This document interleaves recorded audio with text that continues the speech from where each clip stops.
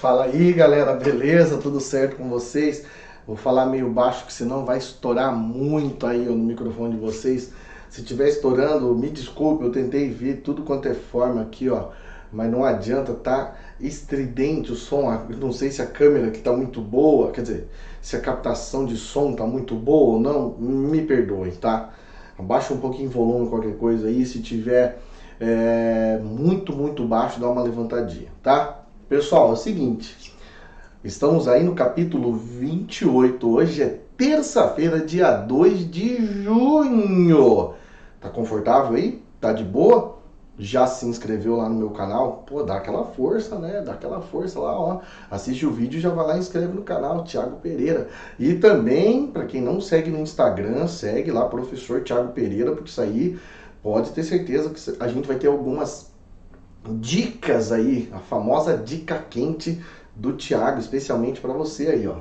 Galera, é o seguinte, o assunto aqui parece que agora veio muito a calhar, um assunto muito importante que eu tenho certeza que ao assistir essa aula muitos vão querer entrar em contato comigo, principalmente por quê? Porque nesse conteúdo, nesse capítulo 28, que fala aí sobre as repercussões do iluminismo na América, então basicamente a gente fala do quê? Das independências no continente americano.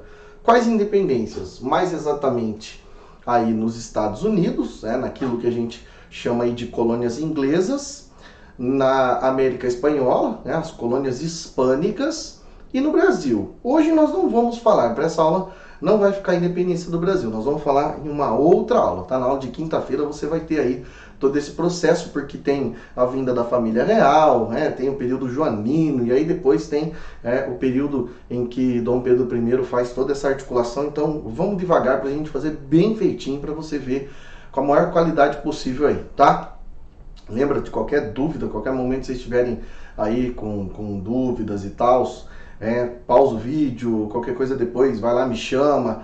Quero agradecer imensamente quem está assistindo as aulas. Pode ter certeza que isso aí vai fazer muita diferença para vocês, tá? Não vou agora nominar de um por um, porque senão eu corro o risco de esquecer alguém aí, mas todos que assistem as aulas, inclusive tem bastante aluno que assiste logo cedo e depois já vem tirar a dúvida. E quem ainda não está assistindo, agora é a hora de você ser amigo, agora é a hora de você mostrar o que é amizade e ir lá e chamar aquela pessoa e falar assim: ô meu amigo, minha amiga, você está estudando, você está fazendo isso, porque a gente não parou, né? Estamos aí dessa forma, nessa nova pegada, mas estamos continuando, estamos estudando, certo? Até porque a gente já tem que começar a pensar no retorno da aula presencial, então não dá simplesmente para ficar paradinho, tá? Muito bem. Quando a gente fala aí nesse processo das independências na América Hispânica, a gente tem que começar a perceber, deixa eu deixar meus lápis ali, deixa eu só combinar um negócio aqui com o pessoal, só combinar um negócio aqui, ó. Mandando uma mensagem para vocês aí, ó. Aê, mandar uma mensagem para vocês aí só para ver quem é que estava assistindo essa aula aí nesse momento, tá? Só para ver quem está assistindo. Vou mandar a mensagem aí, ó. Você vai ver a hora que vai chegar a mensagem para vocês, certo? Então, seguinte. Ou foi para outros segundos anos aí, deve ter ido trocado. Ó, em relação às independências, primeiramente aí as independências nas colônias inglesas. Então, o processo de colonização dos Estados Unidos ele foi um pouco diferente dos outros processos de colonização. Então, nós temos esse processo iniciando-se aí no final do século XVI, lá em 1587, com a fundação da primeira colônia, a colônia de Virgínia. Mas aí no final do século XVI não teve a continuidade desse desenvolvimento aí de exploração, onde os ingleses deixaram para lá, só iniciou efetivamente a partir do século XVII, principalmente por conta da motivação das perseguições religiosas, por causa da Revolução Puritana, conforme a gente viu aí algumas aulas atrás, nos capítulos anteriores. E em decorrência dessas perseguições religiosas, quando a família Stuart assume o poder na Inglaterra, muita gente vai embora. Ah, então vamos embora para onde? Vamos lá para o Novo Mundo, vamos para essas colônias. E aí surgem as famosas 13 colônias. É o nosso desafio de hoje. O nosso desafio de hoje é você fazer no seu caderno mesmo, tá? Não precisa nem... Você quer pegar na apostila, pode pegar. Na apostila tem o nome deles, mas você tentar fazer no teu caderno bem bonito, assim, do jeito caprichado, que eu tenho certeza que muitos aí fazem, o nome de cada uma dessas colônias, que hoje, claro, né, referem-se aí a alguns estados nos Estados Unidos, e tira aquela foto bacana, me marca lá no Instagram, marca lá o colégio também. Dessa vez, agora só vai no Instagram, não me manda no WhatsApp, tá? Manda lá no Instagram, por favor, que daí a gente faz aquela coletânea de imagens, fica show de bola, fica bem bacana, tá? Esse é o desafio. Desafio lançado, hein? Quero só ver. As 13 colônias, quais os nomes? Vamos ver se você vai lá e procura, beleza? Quando começa a colonização aí feita pelos ingleses, a maioria puritanos, esses caras têm no âmago do seu ser o desenvolvimento para o trabalho, uma vida voltada para o trabalho, eles chegam na América e encontram um local totalmente propício para várias liberdades, coisa que, por exemplo, na Inglaterra seria difícil encontrar. Que tipo de liberdade tem? Religiosa. Então, ali na América, eles podem ter, qualquer que seja aí a sua religião, pode estar livre, não tem mais perseguição religiosa. Liberdade econômica, embora tivesse pacto colonial, até depois vocês vão ver em próprias atividades, nas atividades que tem na sequência aí fala sobre isso, mas cada um podia comercializar o que quisesse, com quem quisesse. Tanto é que a gente sabe que existia aí tão grandiosa liberdade que tem o comércio triangular, que é essa ideia de liberdade econômica aí entre os colonos ingleses. E a liberdade política. Os colonos decidiam tudo junto em assembleias, decidiam o que ia acontecer politicamente, escolher os seus representantes. E o que marca tudo isso é principalmente esse processo de colonização que a Inglaterra vai fazer, que é basicamente mais voltada a estabelecer essas liberdades, porque a Inglaterra não estava tão preocupada com isso, porque o óbvio, está acontecendo as revoluções inglesas aí dentro do território continental inglês, então eles vão ter, ou melhor, dentro da Inglaterra está acontecendo as revoluções, então eles não vão se preocupar aí com esse processo. Quando é que a coisa aperta, que vai levar à independência? A gente percebe então que lá em 1756 acontece uma guerra, a famosa Guerra dos 7 Anos. Por que dessa guerra? Porque a Inglaterra dominava as 13 colônias. Só que a França também tinha uma colônia aí chamada Louisiana, uma colônia muito grande. E a França também colonizava a Nova França, que é o Canadá, mas a França queria também dominar o território aí, da América do Norte, ou melhor, do que seria os Estados Unidos. E aí é travada uma guerra dentro dos Estados Unidos. Até deixa eu indicar um filme para vocês aqui, O Último dos Moicanos, que é um filme muito bacana que mostra um pouco do que aconteceu de fato aí nesse contexto beligerante entre Inglaterra e França. E aí, por conta dessa guerra, por conta desse conflito, a gente percebe então que a Inglaterra vence a guerra. Só que a Inglaterra venceu a guerra, mas é muito endividada. E a Inglaterra vai cobrar isso de quem? Vai cobrar dos colonos. E aí começa a cobrar dos colonos de que forma? Através de impostos ou leis. Lá na página 48 e 49 tem um esquema muito bacana aí, que depois você pega a apostila e dá uma olhada, sobre todas essas leis. Lei do açúcar, lei do chá, lei do selo, lei de Townshend, lei de acantonamento e as famosas leis intoleráveis. Os colonos não suportaram essa situação. Existiram alguns incidentes, como por exemplo a Boston Tea Party, um incidente aí do porto de Boston, onde os colonos jogaram várias caixas de chá aí no mar, porque eles ficaram indignados com o aumento abusivo aí dos impostos sobre o chá, até que falaram, não, se a gente não vai consumir, então ninguém vai. E aí tem o massacre de Boston, onde jovens e crianças que brincavam próximo a uma fortaleza, em Boston, acabaram acertando soldados na fortaleza, e aí os soldados, em vez de revidar com bolinha de neve, tacaram bolinha de chumbo nessas crianças, e aí foi uma situação em que o desespero comeu solto. E aí, com o último pacote de leis, são as leis intoleráveis, os colonos falaram, chega, não vai dar. E aí tem o primeiro Congresso da Filadélfia, em 1774, onde nem todas as colônias participaram efetivamente. Não, nós vamos participar. Não foi efetiva a participação, algumas colônias não se envolveram nessa luta, possível luta de independência contra a Inglaterra. E já no ano de 1776, aí acontece o segundo Congresso da Filadélfia, onde daqui sai a famosa Declaração de Independência no dia 4 de julho de 1776, que é o dia em que os norte-americanos comemoram a sua independência. Mas aí a guerra, que já estava acontecendo desde antes, a guerra só vai continuar. A gente sabe de muitas batalhas que acabaram acontecendo, por muitas vezes o exército norte-americano fraquejou, quase perdeu, mas graças à ajuda dos franceses também, por que a França se enfiou nessa guerra? Porque queria se vingar da Inglaterra, lá por causa da Guerra dos 7 Anos.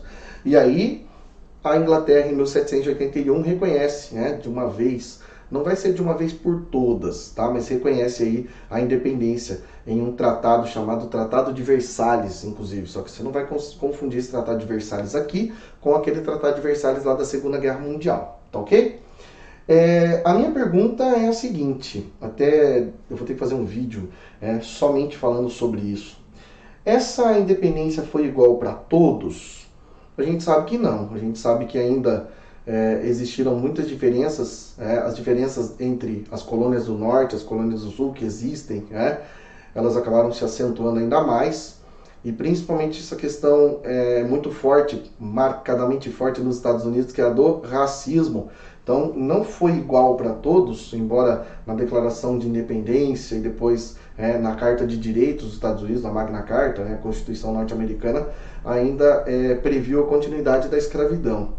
E olha só, parece que a gente está falando de uma coisa tão absurda, mas olha só o que aconteceu, é claro, nos Estados Unidos aí na semana passada, em relação a esse contexto todo. Que a gente sabe que o racismo é uma coisa difícil de extrair aí do DNA da população, é um negócio complicado, muito difícil essa questão do racismo, e dificilmente a gente vai ver isso acabar nessa geração, e vai demorar um pouco mais para a gente ver e vivenciar a tolerância. E eu não falo somente da questão relacionada aos afrodescendentes, são vários racismos que acabam acontecendo, são várias questões extremamente pesadas que muitas vezes a gente comete e acha que não fez, mas acaba fazendo sim. Então agora é hora de fazer uma introspecção e parar e pensar, fazer uma análise, ainda mais em todo esse contexto, falar assim, poxa vida, o que eu estou fazendo? Muito bem. Sobre a independência aí na América Espanhola, nós não vamos estudar caso a caso, somente alguns destaques muitíssimo importantes. Uma coisa que é muito importante dizer. No caso das colônias inglesas, foi o primeiro território a se tornar independente. Foi o primeiríssimo território a conquistar essa independência aí, tá? Dentro da América, em 1776. Depois, a gente vê as colônias hispânicas e, por último, um dos últimos, o Brasil, tá? No caso da América Espanhola, a gente sabe que é uma disputa entre os chapetones, que são que fazem parte daquela elite metropolitana aqui na colônia, e dos criollos, ou criolhos, que são aí a elite, que fazem parte da elite colonial aqui na América. E aí a gente percebe que dessa luta, nem todos os criollos, que vão acabar originando um outro tipo peculiar aí, o famoso caudilho,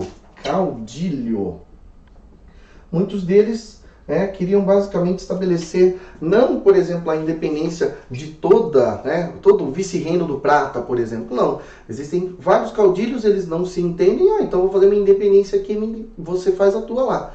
Por isso que você percebe que surgiram várias nações, eram só 4 vice-reinos e 4 vice-capitanias, tá? Lá do México até a Patagônia. Olha quantos países surgiram por conta do que? Desse processo de luta pela independência, tá? E no caso aqui foi luta, teve sangue, como por exemplo a independência dos Estados Unidos, certo? Quem que influenciou tudo isso? A independência dos Estados Unidos acaba sendo influenciada pelo iluminismo, tanto é que na Constituição se vê vários preceitos iluministas, menos essa questão aí relacionada à escravidão, que aí eles pecaram um pouco. No caso da independência na América Hispânica, a gente vê a influência do iluminismo também, e é claro, a influência da independência dos Estados Unidos, certo? Em alguns casos, até a Revolução Francesa também acabou influenciando e muito, tá? Outra coisa, Em todos os processos de independência na América Hispânica só surgiram repúblicas, não teve nenhum que se tornou monarquia. Curioso, não? Curioso que apenas um país aqui na América Latina continuou sendo uma monarquia. Que país é esse? Que país é esse? Que país continuou como monarquia? Quem que merece destaque aqui nesse processo? Simão Bolívar, né? Um guerreiro nobre, né? Criollo, que veio a lutar, é claro, e ajudou no processo de independência de várias nações, e morreu lutando, inclusive. E o Toussaint Louverture, que é um haitiano, né, afrodescendente, que lutou, além de lutar pela independência do seu país, também acabou lutando pelo fim da escravidão. Claro que aí no caso do Haiti acontece uma coisa muito chata, que foi o massacre de São Domingos, onde a maioria, numericamente falando, esmagadora da população aí do Haiti afrodescendente acabou literalmente massacrando a população aí branca, a população caucasiana, que de uma certa maneira mancha um pouco do movimento, a violência não tem justificativa, e nesse caso aí, massacrar essa população não faria com que todos os anos de escravidão voltassem atrás. Aí nesse caso, claro, tem que pensar em acabar com a escravidão politicamente, estabelecer medidas sociais para que os impactos disso tudo sejam mínimos possíveis, e resiliência, toca para frente. Mas aí falou mais alto esse gosto essa vontade de vingança, e vamos matar a população branca aí, certo? Olha, como eu falei para vocês, que é um assunto bastante polêmico, principalmente por conta dessas questões todas aí históricas. Eu tenho certeza que muita gente, já tem gente me pedindo aqui, como é que eu tô, como é que eu me vejo vendo todas essas situações acontecendo, tudo isso ao mesmo tempo aí em pleno século XXI como historiador. E eu digo para vocês, muito trabalho daqui para frente para tentar compreender tudo isso e explicar da melhor maneira possível. Mas juntos eu tenho certeza que a gente vai conseguir, porque vocês também são capazes de entender, compreender e ajudar a escrever tudo isso. Afinal, todos vocês também são personagens históricos. Certo, meus lindos e minhas lindas, meus queridos e minhas queridas? Um beijão para vocês, e qualquer dúvida, chama na DM, bebê.